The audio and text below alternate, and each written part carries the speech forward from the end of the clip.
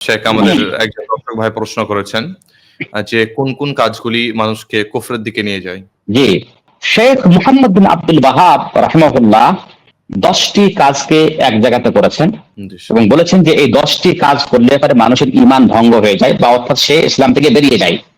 তো ইসলাম ভঙ্গকারী বা ঈমান ভঙ্গকারী শুধু 10টি কাজ না, আরো অনেক রয়েছে, কিন্তু শেখ মুহাম্মদ বিন আব্দুল ওয়াহাব নাওয়াকিদুল ইসলাম, নাওয়াকিদুল ইসলাম ছোট্ট একটা পুস্তিকা রয়েছে, তাতে 10টি কাজে উল্লেখ করেছেন এজন্য যে এই 10টি কাজ সাধারণত মানুষ অহরহ করে থাকে, কিন্তু এর মানে এটা না যে ঈমান ভঙ্গকারী কিংবা ইসলাম ভঙ্গকারী শুধু 10টি কাজ আছে, এর চাইতে অনেক বেশি আছে। তার মধ্যে একটি হলো কি, শিরক করা। আল্লাহর সাথে যদি শিরক করে ফেলে তাহলে সে ইসলাম থেকে বেরিয়ে যায়।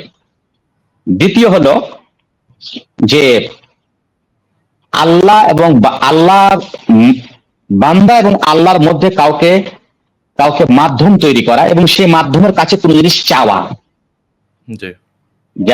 যেমন ধরেন যে অনেক লোকেরা আল্লাহ এবং তার মধ্যে পীরকে, মুরিদকে, মুর্শিদকে মাধ্যম তৈরি করে এবং কি বলে গিয়ে পীরের কাছে সন্তান চায়। তাহলে কেউ যদি, কোনো বান্দা যদি তার এবং আল্লাহর মাধ্যমে কাউকে মাধ্যম তৈরি করে আর সেই মাধ্যম যদি ডাকে তাহলে সে মুশরিক হয়ে যায়, ঈমান থেকে বেরিয়ে যায়।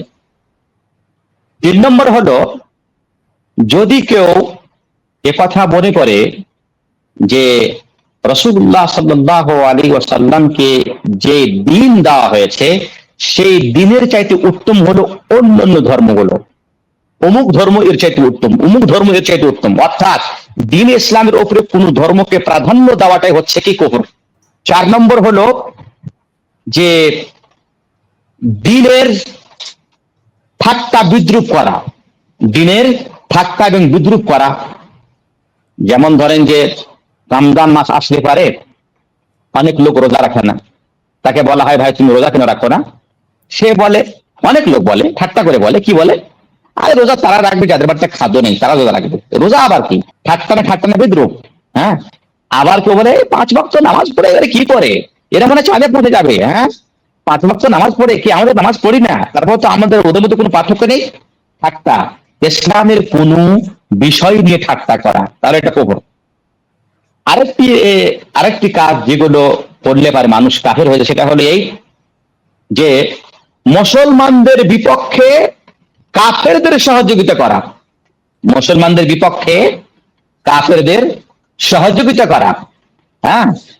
মুসলমান এবং কাফেরদের মধ্যে কোনো যুদ্ধ লেগে গেছে, সে করছে কি, মুসলমানদের বিপক্ষে কাফেরদের সহযোগিতা করছে, তাহলে এই কাজ করলে পারে সে কাফের হয়ে যায়। আরেকটি কাজ হলো দ্বীন ইসলাম থেকে বিমুখ হয়ে যাওয়া, অর্থাৎ দ্বীন ইসলামের জ্ঞানকে অর্জন না করা, দ্বীন ইসলামকে না শেখা, দ্বীন ইসলামের কথা না শোনা, দ্বীন ইসলামকে ভালো না মনে করা, আলেম ওলামাদের কাছে আলেম ওলামাদেরকে খারাপ মনে করা, হাদিস কোরআনকে খারাপ মনে করা, এগুলো না শোনা। যদি কার অন্তরে যদি এইরকম যদি কোনো সংশয় ঢুকে যায় বা এরকম কোনো মনত্ব ঢুকে যায় তাহলে সে ইসলাম থেকে বিমুখ হয়ে যায়। আল্লাহ রাব্বুল আলামিন যেন আমাদেরকে এই সব কাজগুলি থেকে বাঁচিয়ে রাখে এবং সঠিক ইসলামের প্রতি কায়েম ও দায়েম রাখে, আর মৃত্যু পর্যন্ত আমরা কায়েম ও দায়েম থাকি এই ইসলামের উপরে।